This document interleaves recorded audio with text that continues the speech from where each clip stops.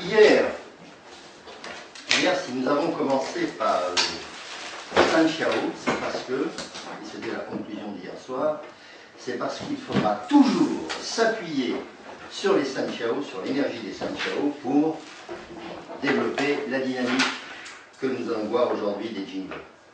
Et avant de parler de cette dynamique des Jinglo, il me faut d'abord vous faire un rappel sur ce que sont les Jinglo. Parce que, pour le moment, ce sont deux mots. Jinglo, ou certains écrivent Luo. Mot que l'on a traduit dans notre langage à nous par méridien. Méridien. Je voyais les lunettes. Ben, cherchez tout. Donc, mot que l'on a traduit par méridien. Et le mot méridien, comme vous le savez, en français, un méridien, c'est quelque chose d'irréel. C'est une création de l'esprit.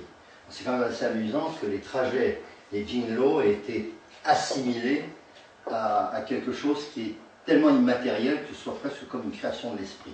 Mais une création de l'esprit utile, parce que quand on a créé le système des méridiens pour notre planète, c'était vraiment pour apprendre à faire quelque chose, à se situer, à se déplacer. C'était quand même quelque chose d'utile. Ce n'était pas une création pour une création.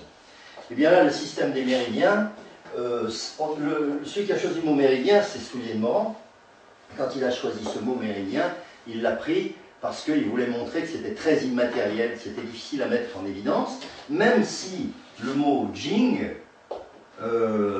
son pictogramme, c'est ça le pictogramme du Jing, montre quelque chose qui n'est pas du tout irréel, parce que dans le pictogramme de Jing, vous avez les deux rives d'un courant, donc ce sont les deux rives d'un courant, voilà, donc c'est quelque chose qui bouge, et ces deux rives, entre ces deux rives d'un courant, il y a quelque chose qui travaille, c'est l'équerre qui est en dessous, qui montre le travail, donc quelque chose d'actif, quelque chose qui travaille dans un courant, donc c'est pas n'importe quoi les Jinglo.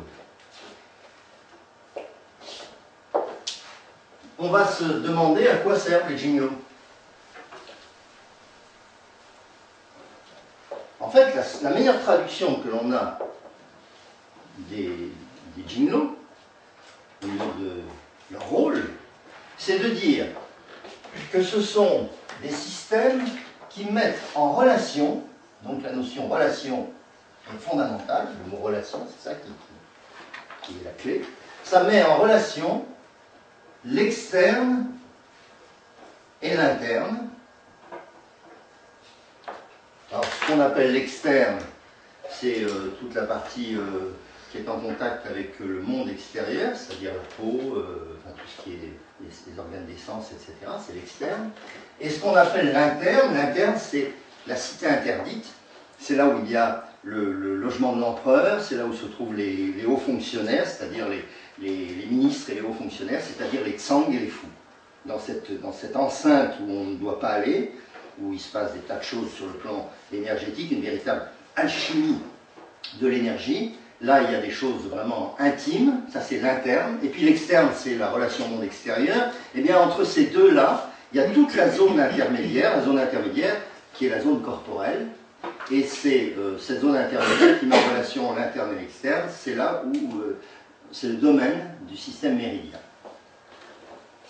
On dit aussi que le système méridien, d'une façon générique, met en relation le yin avec le yang. En réalité, c'est une autre façon plus générique, plus générale, on va dire, de parler de l'externe et de l'interne, parce que l'externe, c'est ce qui est plus yang, l'interne, c'est plus yin, et de dire aussi, de mettre en relation ce qui est le haut, ce qui va vers le ciel, avec le bas, ce qui va vers la terre, c'est-à-dire le haut qui est plutôt yang, avec le bas qui est plutôt yin. Voilà le rôle des Jinglo, mettre en relation l'interne et l'externe, le yin avec le yang, l'interne, le haut avec le bas, etc. Ça, c'est la première fonction du système en tant que système. Maintenant, il y a un deuxième une deuxième fonction qu'il faut faire ressortir, qui est propre à ce qui se passe dans le système méridien, et ça va être de mettre en mouvement, pour des raisons de nutrition, de vie à tous les niveaux, de mettre en mouvement le sang, mettre en mouvement le sang,